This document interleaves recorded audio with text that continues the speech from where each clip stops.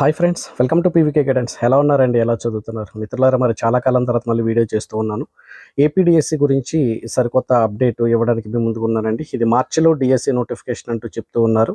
అయితే దీనికి ముందుగా ఎన్నికల కోడ్ ఒకటి అడ్డంకిగా ఉంది. అయితే ఎన్నికల కోడ్ ముగియగానే ప్రక్రియ ప్రారంభిస్తామని, బడులు తెరిచే సమయానికి పోస్టుల భర్తీ చేస్తామని అంటున్నారు. దీనికి ముందుగా వీరు చేయాల్సింది ఏంటంటే టీచర్ల బదిలీల కోసం ట్రాన్స్ఫర్ యాక్ట్ అయితే చేయాల్సి ఉంది.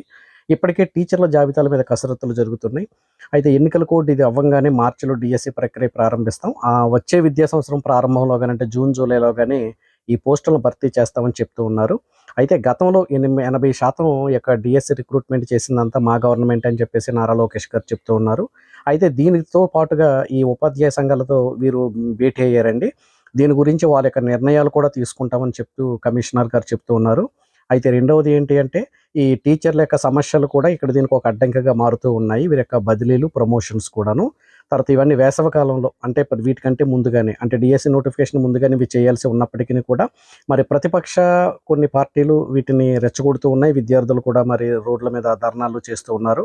ఈ సందర్భంలో చేసినటువంటి వ్యాఖ్య అయితే ఇదిగండి. అంటే ఈ విద్యా వ్యవస్థకు మేము సముచిత స్థానం మేము కల్పిస్తాము. అయితే దీంట్లో పాటుగా విద్యా వ్యవస్థలో కూడా మేము సమూలమైనటువంటి మార్పులు తీసుకొస్తూ మార్చి మొదటి వారంలో ఈ డిఎస్సి ఇవ్వడానికి వీరు ప్రయోగాలు చేస్తూ ఉన్నారు.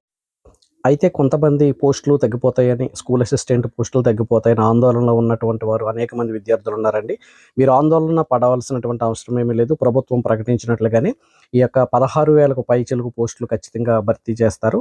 అయితే ఈలోగానే ఈ యొక్క ప్రిపరేషన్ మీద వారు దృష్టి సారించాలి అని చెప్తూ ఉన్నారు. అయితే అనేక పత్రికల్లో డిఎస్సి ఎప్పుడు ఇస్తారు, మెగా డిఎస్సి పేరుతో ఈ యొక్క బాబు సర్కార్ ఆటలాడుతుందంటూ అనేకమైనటువంటి వ్యాఖ్యలు సోషల్ మీడియాలోను, పేపర్లో హల్చల్ చేస్తున్నటువంటి నేపథ్యంలో ఈ యొక్క సీఎం మొదటి సంతకం ఏమైంది? ఇంతకాలం అనేక మంది విద్యార్థులు మేము ఇన్నాళ్ళ నుంచి మేము కోచింగ్‌లు తీసుకుంటున్నాం. మా జీవితాలతో చెలగట్టలాడుతున్నారంటూ విద్యార్థులు అనేకమైనటువంటి పోస్టులు పెడుతున్నటువంటి ఈ పరిస్థితుల్లో నారా లోకేష్ గారి ప్రస్తుత వ్యాఖ్య అయితే ప్రాధాన్యత సంతరించుకుంటుంది.